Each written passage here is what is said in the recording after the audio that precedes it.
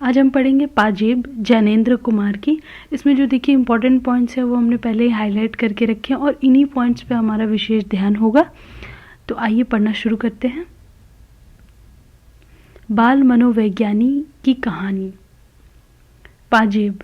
कहानी के पहले ही प्रसंग से बुआ द्वारा मुन्नी और आशुतोष के लाड़ प्यार का संक्षिप्त वर्णन है। बुआ मुन्नी को पाजेब खरीद कर देती है, जिससे मुन्नी की आभूषण की लालसा की ओर संकेत शुरू में ही मिल जाते हैं।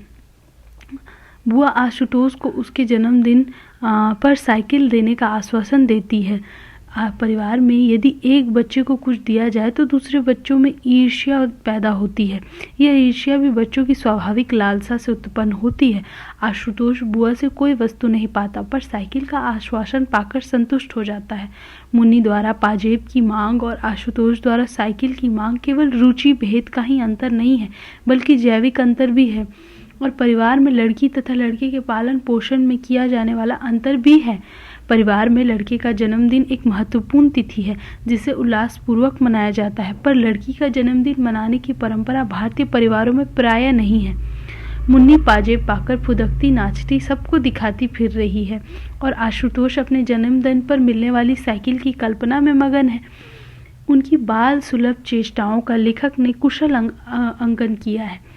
बच्चों की स्वाभाविक इच्छाओं, उनकी भोली चेष्टाओं का निर्व्याज अभिव्यक्ति कहानी के शुरू में ही मिल जाती है। यह मानो कहानी की प्रस्तावना है। प्रस्तावना में ही लेखक मनोवैज्ञानिक तेवर अपना लेता है, जो बालकों के आपसी संवादों, उनकी बाल सुलभ चेष्टाओं द्वारा प्रकट होता है। इसके बाद एक पाजेब के न मिलने की सूचना दी जाती है। एक पाजेब का खो जाना चोरी में बदला जाता है। घर में अक्सर चीज़ें ठीक अवसर पर नहीं मिलती और खो जाती हैं, पर चांदी के एक पाजेब का खो जाना परिवार के लिए एक महत्वपूर्ण घटना है। वह एक वस्तु की अनुपस्थिति नहीं, आभूषण की अनुपस्थिति है। आभूषण का भारतीय मध्यवर्गीय परिवारों में विशेष महत्व है, इसीलिए पाजेब का खो जाना तुरंत चोरी में बदल जाता है। पाजेब भी एक वस्तु है, पर वह चांदी की है, इसीलिए उसका खो जाना सरासर चोरी मान लिया जाता है। चोरी शक को जन्म देती है, और शक के घेरे में घर के नौकर बंसी, फिर बालक आशुतोष और एक पड़ोसी का बालक छुन्नू आ जाते हैं।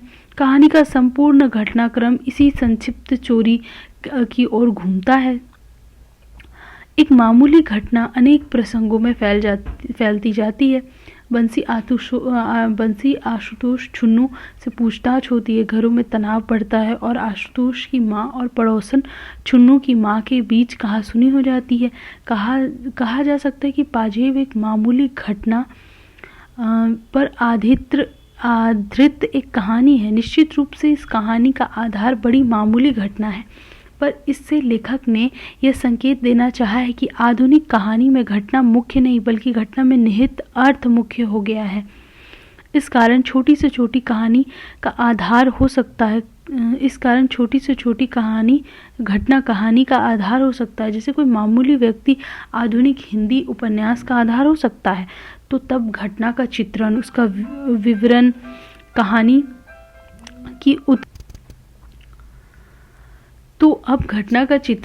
विवरण कहानी की उत्कृष्टता की कसौटी नहीं रहा, बल्कि उसका निहितार्थ और उसकी संवेदना की मार्मिकता मुख्य हो गई है। इस प्रकार पाजेब कहानी एक मामूली घटना पर आधारित होकर भी गैर मामूली कहानी हो गई है। कहानी का घटनाक्रम आगे बढ़ता है तो हम पाते हैं कि पिता द्वारा प्यार के प्रदर्शन, सच बोलने पर इनाम के लालच के बावजूद आशुतोष पाजेब चुराने के आरोप को स्वीकार नहीं करता, किंतु बार बार पूछे जाने पर पूछताछ की यातना से मुक्ति पाने के लिए किसी अज्ञात डर या आशंका के कारण वह स्वीकार कर लेता है कि उसने पाजेब छुन्नू को दी। बालक चोरी के आरोप से इनकार करने पर भी चोरी में शामिल कर लेता है। बालक बुद्धि को चोरी के आरोप से मुक्त होने के लिए यही मार्ग सूझा कि उसे छुन्नू के सिर डाल दे। उसने यह कल्पना भी नहीं की थी कि छुन्नू से भी पूछताछ की जाएगी और उसका झूठ पकड़ा जाएगा। उसका यह आचरण बाल मनोविज्ञान का सूचक है। मैंने बुलाकर कहा, अच्छा सुनो, देखो मेरी तरफ देखो, यह बताओ कि पाजेब तुमने छुन्नू को दी है ना? वह कुछ देर कुछ देर कुछ नहीं बोला। उसके चेहरे पर रंग आया और गया। मैं एक एक छाया ताड़ना चाहता था। मैंने आश्वासन देते हुए कहा कि कोई बात नहीं, हाँ हाँ बोलो, डरो नहीं। ठीक बताओ बेटा कैसे हमारा सच्चा बेटा है। मानो बड़ी कठिनाई के बाद उसने अपना सिर हिलाया। मैंने बहुत खुश होकर कहा कि दी है ना छुन्नू को। उसने सिर हिला दिया। छुन्नू से पूछताछ की जाती है तो वह चोरी से इनकार करता है और आरोप को आशुतोष के कंधे पर सरका देता है। बच्चों का एक दूसरे पर आरोप प्रत्यारोप बालक बुद्धि का ही परिचायक है, पर चोरी का आरोप अपने पुत्र पर लगते देखकर छुन्नू की माँ उसकी पिटाई करती है। दोनों बच्चों की माताओं में कहा सुनी होती है। बच्चे जो कल घनिष्ठ मित्र थे, आरोप प्रत्यारोप के बीच एक दूसरे के शत्रु की तरह व्यवहार करते हैं। पाजेब की चोरी तो संदिग्ध थी, पर आशुतोष और छुन्नू के बीच तनाव, उसकी माताओं के बीच झगड़ा एक वास्तविकता बन गया। छुन्नू की माँ तो कह रही है कि उसका लड़का ऐसा काम नहीं कर सकता, उसने पाजेब नहीं देखी, जिस पर आशुतोष की माँ ने कहा नहीं, तुम्हारा छुन्नू झूठ बोलता है। नतीजा यह है कि छुन्नू की माँ ने छुन्नू को खूब पीटा और खुद भी रोने लगी। कहती जाती कि हाय रे, अब हम चोर हो गए, यह कुलच्छनी औलाद जाने कब मिटेगी। इस प्रकार स्पष्ट है कि पाजेब के खोने की मामूली घटना से निकलने वाले सूत्र फैलते जाते हैं और उनमें उलझनें पैदा होने लगती है। ये उलझनें विभिन्न पात्रों के द्वंद्व और अंतर्द्वंद्व को कुशलता से चित्रित कर जाती है। यहाँ यह भी उल्लेखनीय है कि लेखक का बल किसी घटना या प्रसंग के विस्तृत वर्णन पर नहीं है, बल्कि उससे उत्पन्न मानसिक उथल पुथल चित्तवृत्तियों के परिवर्तन पर है। इसे यूं भी कहा जा सकता है कि इस कहानी में बाह्य स्तर पर जो कुछ घटित होते दिखाया गया है, उससे अधिक आंतरिक स्तर पर घटित होते दिखाया गया है। ऐसा जैनेन्द्र की कहानियों में अक्सर दिखाई देता है। कहा जाता है कि लेखक का बल बाह्य घटना की बजाय आंतरिक घटना पर अधिक है। कहानी के इस हिस्से में कहानीकार ने पाजेब की तथाकथित चोरी के प्रसंग को लेकर छोटी छोटी घटनाओं या प्रसंगों का जो ताना बाना बुना है, उसमें बच्चों के साथ उनके परिवार के व्यक्ति भी शामिल कर लिए गए हैं। रोचक बात यह है कि पहले आशुतोष और छुन्नू चोरी से इनकार करते, बाद में डराने धमकाने पर उसे स्वीकार कर लेते हैं और उस आरोप को एक दूसरे पर डालकर उससे मुक्ति पाने की कोशिश करते हैं। इन बाल सुलभ चेष्टाओं से बाल मनोविज्ञान उद्घाटित होता है। कहानी में दूसरा मोड़ शाम को उपस्थित होता है, जब दफ्तर से लौटकर आशुतोष के पिता को सूचना मिलती है कि आशुतोष ने पाजेब की चोरी के रहस्य को खोल दिया है और उसने सब कुछ बता दिया है। बाप के डर से आशुतोष जो कुछ नहीं बता सकता था, वह सब कुछ उसने माँ की ममता के आगे उड़ेल दिया। बाप से बच्चे डरते हैं और माँ को अपना हमराज समझते हैं। यह भी एक मनोवैज्ञानिक तथ्य है। बाल मनोविज्ञान के इस तथ्य का उद्घाटन लेखक ने बड़े सहज ढंग से कर दिया। शाम को दफ्तर से लौटा तो श्रीमती ने सूचना दी कि आशुतोष ने सब बतला दिया है। कहने लगी, मैंने बड़े प्यार से पूछ कर यह सब उसके पेट से निकाला। 2-3 घंटे में मगज मारती रही। हाय राम, बच्चे का भी क्या जी होता है। गहरी से गहरी बात को सरल शब्दों, छोटे छोटे वाक्यों और संक्षिप्त संवादों से कह देने की कला में जैनेन्द्र माहिर हैं। उनकी कहानी कला की यह विशेषता यूँ तो इस पूरी कहानी में विद्यमान है, पर कहानी के इस भाग में भी उसके दर्शन होते हैं। मुझे क्रोध आने लगा। डपट कर कहा कि सच क्यों नहीं बोलते जी, सच बताओ, कितनी कन्या थी, कितना और कितना क्या था। वह गुमसुम खड़ा रहा, कुछ नहीं बोला। बोलते क्यों नहीं? वह नहीं बोला। सुनते हो, बोलते नहीं तो। आशुतोष डर गया और कुछ नहीं बोला। इस बार वह नहीं बोला तो मैंने पकड़कर उसके कान खींच लिए। वह बिना आंसू लाए गुमसुम खड़ा रहा। अब भी नहीं बोलोगे? वह डर के मारे पीला हो गया, लेकिन बोल नहीं सका। आशुतोष शाम तक स्वीकार कर लेता है कि उसने पाजेब छुन्नू को दी, जिससे उसने 5 आने में पतंग वाले को बेच दिया। वह स्वयं दूर खड़ा रहा और छुन्नू पाजेब लेकर पतंग वाले के पास गया। इसलिए वह पाजेब की चोरी में शामिल नहीं है। यह भोला तर्क बालक को ही शोभा देता है। बालक प्राय सच बोलते हैं, पर जब आशुतोष के इस सच को उसने चोरी नहीं की पिता द्वारा स्वीकार नहीं किया गया और उसे निरंतर संदेह की दृष्टि से देखा जाता रहा, तब उसने अपनी जान बचाने के लिए छुन्नू का नाम ले लिया। सच को ठुकराए जाने पर ही उसने झूठ की शरण ली। तात्पर्य यह है कि आशुतोष को पिता की संदेहपूर्ण दृष्टि से बचने के लिए झूठ बोलना पड़ा। आशुतोष और छुन्नू में दोस्ती है, पर अपनी जान बचाने के लिए उसने छुन्नू के कंधे पर चोरी का आरोप रख दिया। क्षण भर में दोस्ती शत्रुता में बदल गई और छुन्नू उसे घृणा भरी नजरों से देखने लगा। पर शाम तक आशुतोष और छुन्नू के बीच का तनाव समाप्त हो गया, क्योंकि दोनों गली में गिल्ली डंडा खेल रहे थे। यहाँ भी बाल मनोविज्ञान की झलक मिलती है। बच्चों का निर्मल हृदय घर से दूषित वातावरण अथवा माता पिता द्वारा किए गए व्यवहार से भी दूषित होता है। यह भी कहानी के इस भाग में ध्वनित होता है। शाम को पिता ने आशुतोष को आदेश दिया कि पतंग वाले को 5 आने लौटाकर पाजेब वापस ले आओ, पर आशुतोष तैयार नहीं हुआ, क्योंकि 5 आने छुन्नू ने लिए थे। छुन्नू ने वे खर्च कर दिए या नहीं, यह उसने स्पष्ट नहीं किया।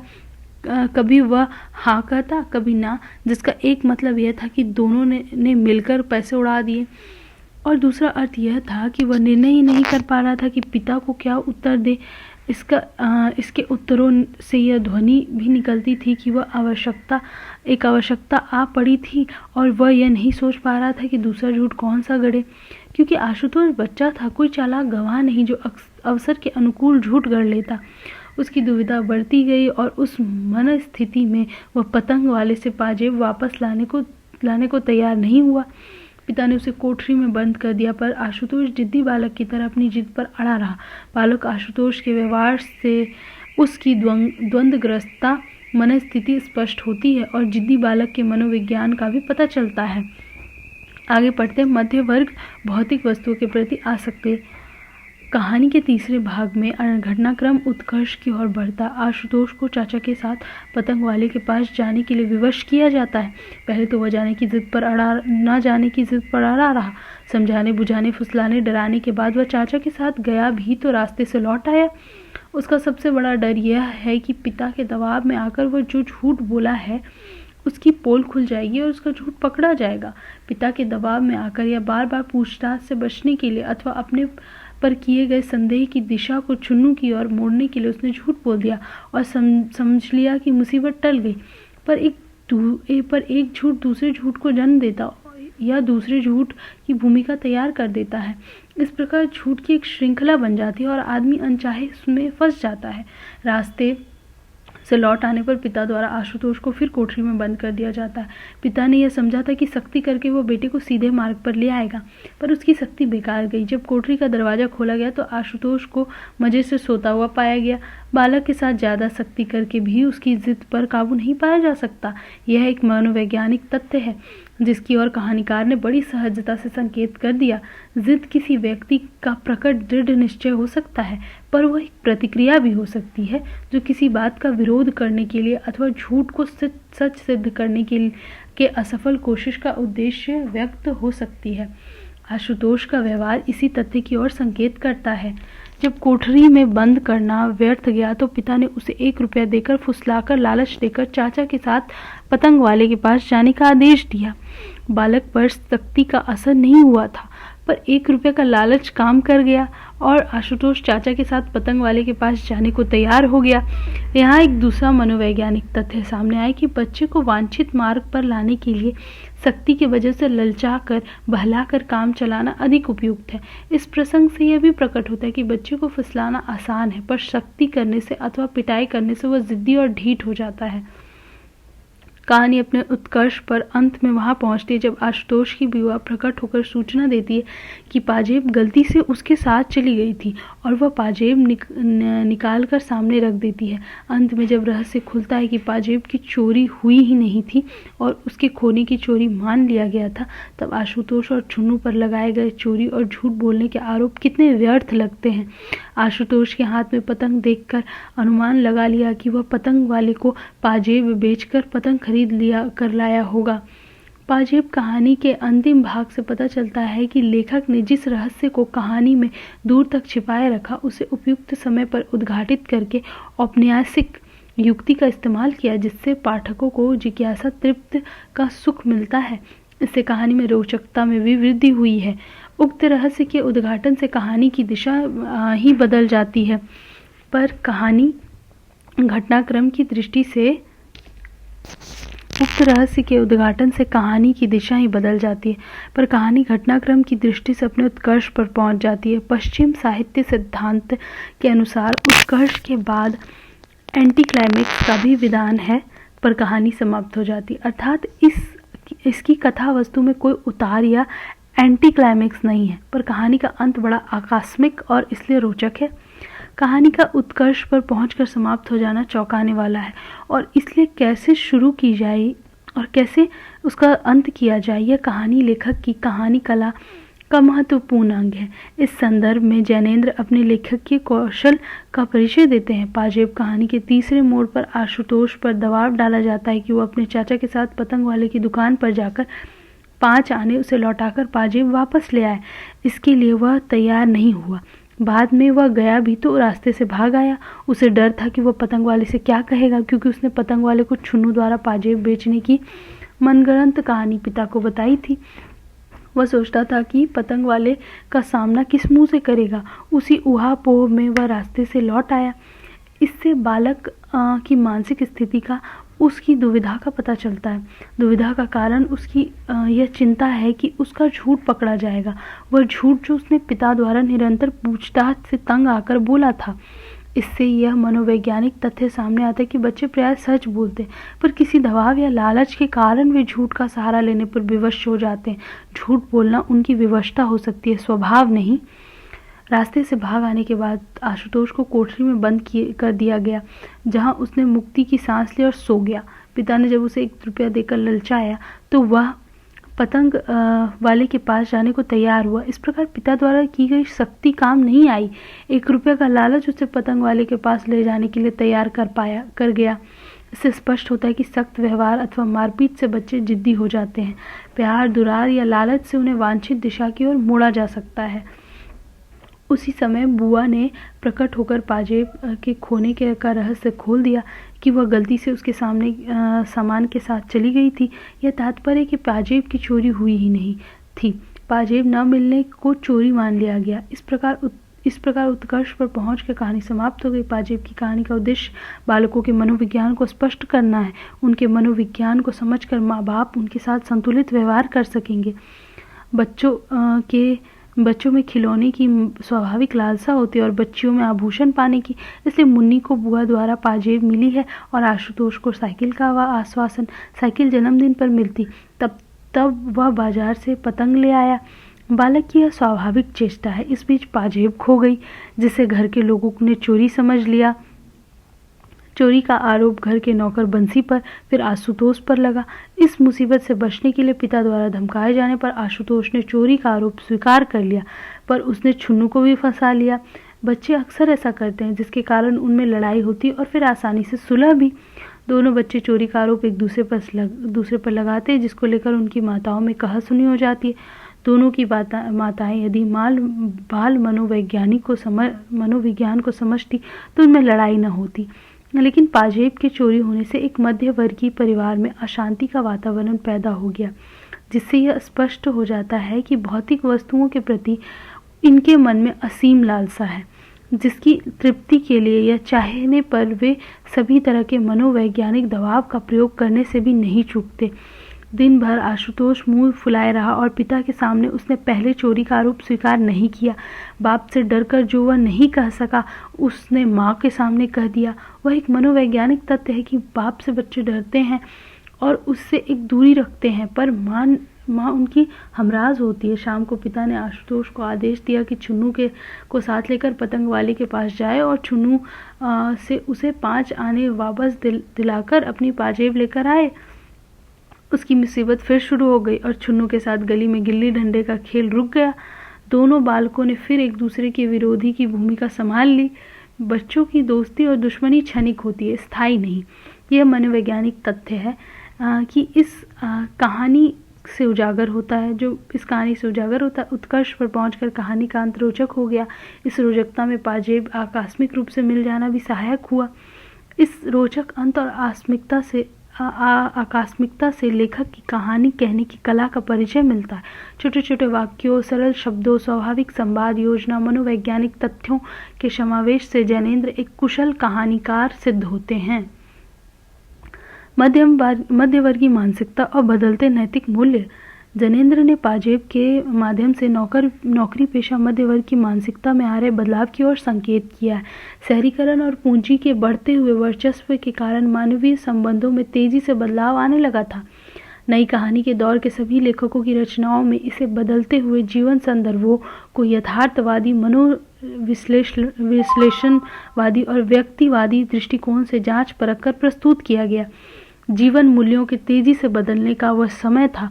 व्यक्ति का जीवन इतना सरल नहीं रह गया था जैसे कि कुछ समय पहले तक वे तत्व मौजूद थे।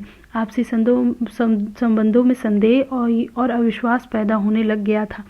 आर्थिक और राजनीतिक दबाव ने व्यक्ति के बीच संदेह का वातावरण तैयार कर दिया था। इस प्रकार के भय से आक्रांत मध्य वर्ग कई आशंकाओं को अपने मन में पालने लगा था। संयुक्त परिवार के विघटन ने मध्य परिवार को भयक्रांत कर दिया था। अपने जीवन को वह हटने लगा था। व्यवस्था में आए बदलाव ने आपसी रिश्तों पर भी आघात करना प्रारंभ कर दिया था। इन्हीं बदलते हुए संबंधों, आशंकाओं और संदेहों के माध्यम से जनेंद्र ने पाजेब के माध्यम से मध्यवर्गीय मानसिकता में आए बदलाव को चित्रित किया है।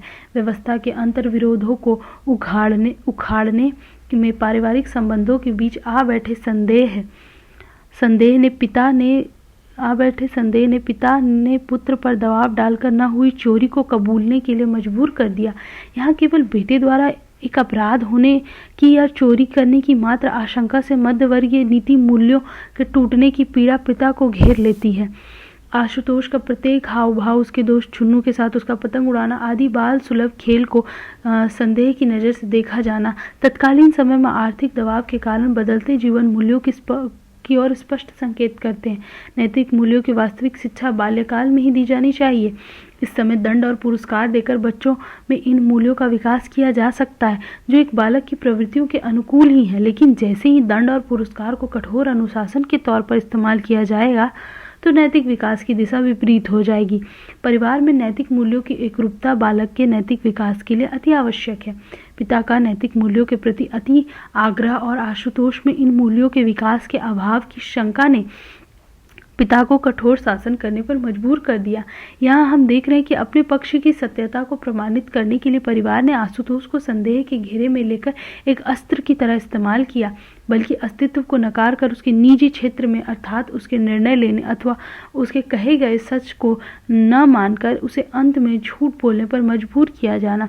मध्यवर्ग की इस उधेड़बुन अवस्था उसकी अर्थ की समस्याओं का ही परिणाम है। व्यक्ति जितना आर्थिक समस्याओं से जूझता जाता है उतना ही वह उस उधेड़बुन में फंसता चला जाता है और अपने ऊपर या परिवारजनों पर से विश्वास उठना व्यक्ति के जीवन में हो रहे उतार चढ़ाव का ही प्रतिबिंब होता है। आशुतोष के माता पिता एक विशिष्ट दायरे में घूमते हुए नजर आते हैं। सामाजिक यथार्थ से एकदम निरपेक्ष यानी अपनी ही समस्याओं से घिरे हुए उनका संघर्ष व्यक्ति के अंतर्मन में अधिक चलता है, सतह पर कम दिखता है। पाजेब खो जाने की घटना से परिवार के सदस्यों का चिंतित हो जाना स्वाभाविक है, लेकिन जीवन की अन्य समस्याओं के प्रति उदासीन होकर केवल पाजेब की चोरी तक ही इसे सीमित किए जाने से यह केवल पारिवारिक समस्या बनकर रह जाती है। इसका सामाजिक पक्ष इसमें निहित नहीं है। सारा संघर्ष भीतरी है, व्यक्ति के मन के भीतर चलता है, समाज के भीतर नहीं। मध्य वर्ग की संकुचित दायरे में केवल अपने तहत सोचने की मानसिकता का जनेंद्र में वास्तविक चित्रण इस कहानी के माध्यम से किया है।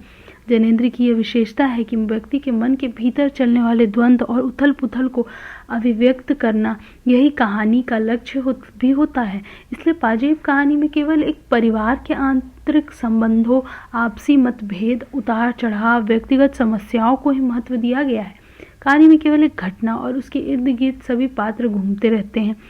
घटना बहुलता नहीं है, सामाजिक सरोकार को अभिव्यक्त करने या संबंध होने जैसा कोई औचित्य ही नहीं है। आइए पढ़ते हैं कहानी का शिल्प। किसी लेखक की कहानी कला का सम्यक विवेचना उसकी संपूर्ण कहानियों के आधार पर ही किया जा सकता है, पर उसकी प्रतिनिधि कहानियों के आधार पर भी कुछ निष्कर्ष निकाले जा सकते हैं। पाजेब जनेंद्र की एक प्रतिनिधि कहानी है जो उसकी कहानी कला की कुछ विशेषताओं से भी पाठकों का परिचय कराती है। नीचे इसी कहानी को आधार बनाकर लेखक की कहानी के शिल्प पर विचार किया जा रहा है। प्रेमचंद्र युगीन हिंदी कहानी में वर्णनात्मक और घटना प्रधानता का आग्रह अधिक प्रचलित था, पर आगे चलकर जैनेन्द्र, यशपाल, अज्ञ, इला चंद्र जोशी आदि कहानीकारों ने पात्रों के चरित्र चित्रण और आंतरिक उथल पुथल की अभिव्यक्ति को मनोवैज्ञानिक कहानी कहना शुरू किया।